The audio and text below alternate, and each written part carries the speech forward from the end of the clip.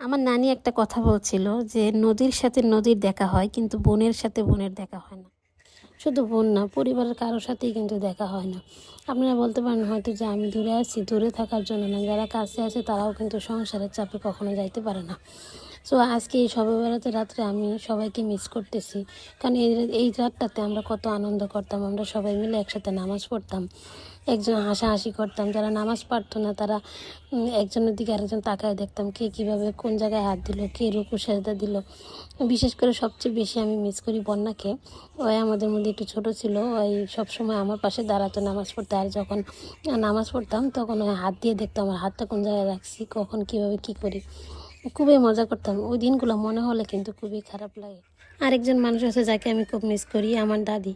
ওই বাড়ির মধ্যে গেলে সবসময় আমি দাদিকে মিস করি, কারণ আমি শবে বরাতের দিনে দাদির কাছে সবসময় জিজ্ঞেস করতাম কীভাবে নামাজ পড়বো, কী করবো, দাদি শিখাই দিত।